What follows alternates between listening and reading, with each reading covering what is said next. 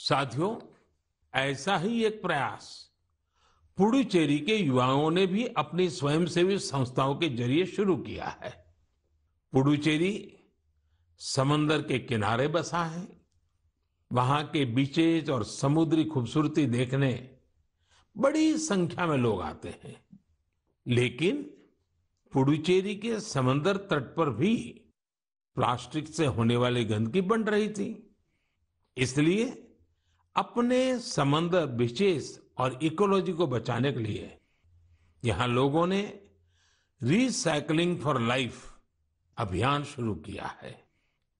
आज पुडुचेरी के कराईकल में हजारों किलो कचरा हर दिन कलेक्ट किया जाता है और उसे सेग्रीगेट किया जाता है।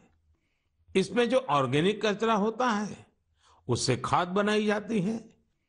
बाकी दूसरी चीजों को अलग करके रिसाइकल कर लिया जाता है।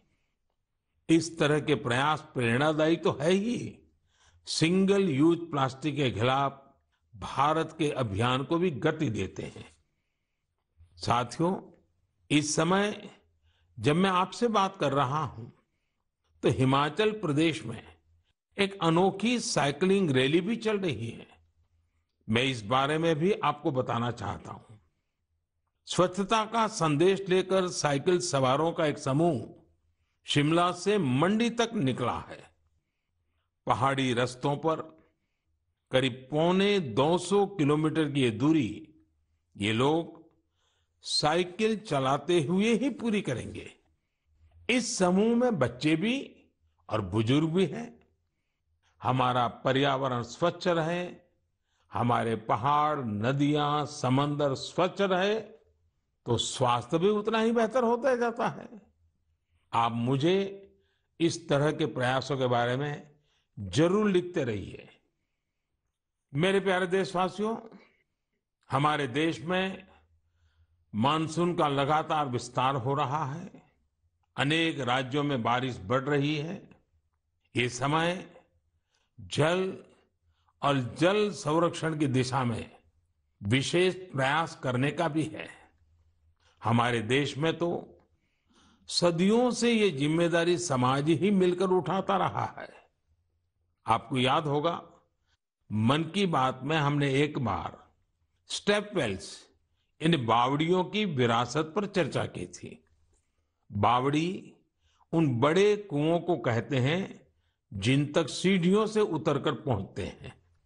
राजस्थान के उदयपुर में ऐसी ही सैकड़ों साल पुरानी एक बावड़ी है, सुल्तान की बावड़ी।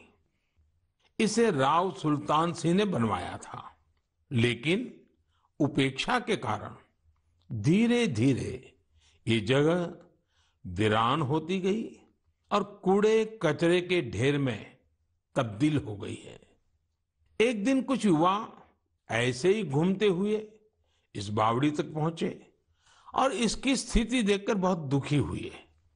इन युवाओं ने उसी क्षण सुल्तान की बावड़ी की तस्वीर और तकदीर बदलने का संकल्प लिया। उन्होंने अपने इस मिशन को नाम दिया सुल्तान से सूरतान। आप सोच रहे होंगे कि सूरतान क्या है? दरअसल अपने प्रयासों से इन युवाओं ने ना सिर्फ बावड़ी का कायाकल्प किया, बल्कि इसे संगीत के सुर और तान से भी जोड़ दिया है। सुल्तान की बावड़ी की सफाई के बाद, उसे सजाने के बाद वहां सुर और संगीत का कार्यक्रम होता है। इस बदलाव की इतनी चर्चा है कि विदेश से भी कई लोग इसे देखने आने लगे हैं। इस सफल प्रयास की सबसे खास बात यह है कि अभियान शुरू करने वाले युवा चार्टर्ड अकाउंटेंट्स हैं। संयोग से अब से कुछ दिन बाद 1 जुलाई को चार्टर्ड अकाउंटेंट डे है। मैं देश के सभी सीएस को अग्रिम बधाई देता हूं। हम अपने जल स्रोतों को संगीत और अन्य सामाजिक कार्यक्रमों से जोड़कर उनके प्रति इसी तरह जागरूकता का भाव पैदा कर सकते हैं। जल संरक्षण तो वास्तव में जीवन संरक्षण है। आपने देखा होगा आजकल कितने ही नदी महोत्सव होने लगे हैं। आपके शहरों में भी इस तरह के जो भी जल स्रोत है वहां कुछ न कुछ आयोजन अवश्य करें। मेरे प्यारे देशवासियों, हमारे उपनिषदों का एक जीवन मंत्र है, चरैवेति चरैवेति चरैवेति। आपने भी इस मंत्र को जरूर सुना होगा। इसका अर्थ है चलते रहो, चलते रहो। ये मंत्र हमारे देश में इतना लोकप्रिय इसलिए है क्योंकि सतत चलते रहना, गतिशील बने रहना, ये हमारे स्वभाव का हिस्सा है।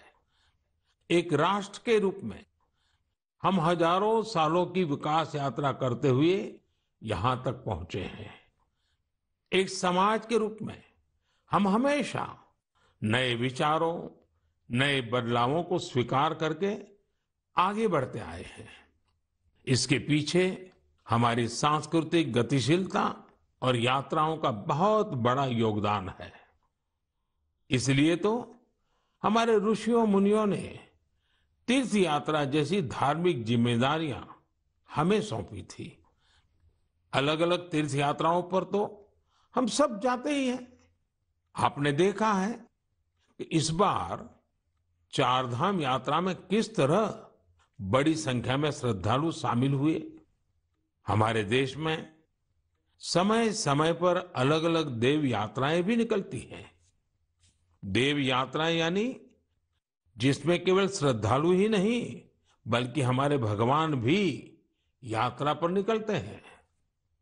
अभी कुछ ही दिनों में 1 जुलाई से भगवान जगन्नाथ की प्रसिद्ध यात्रा शुरू होने जा रही है। ओडिशा में पुरी की यात्रा से तो हर देशवासी परिचित है। लोगों का प्रयास रहता है कि इस अवसर पर पुरी जाने का सौभाग्य मिले। दूसरे राज्यों में भी जगन्नाथ यात्रा खूब धूमधाम से निकाली जाती है। भगवान जगन्नाथ यात्रा आषाढ़ महीने की द्वितीया से शुरू होती है। हमारे ग्रंथों में आषाढ़स्य द्वितीय दिवसे रथ यात्रा, इस तरह संस्कृत श्लोकों में वर्णन मिलता है। गुजरात के अहमदाबाद में भी हर वर्ष आषाढ़ द्वितीया से रथ यात्रा चलती है। मैं गुजरात में था तो मुझे भी हर वर्ष इस यात्रा में सेवा का सौभाग्य मिलता था। आषाढ़ द्वितीया, जिसे आषाढ़ी बीज भी कहते हैं, इस दिन से ही कच्छ का नववर्ष भी शुरू होता है। मैं मेरे सभी कच्छी भाइयों बहनों को नववर्ष की शुभकामनाएं भी देता हूं। मेरे लिए इसलिए भी ये दिन बहुत खास है।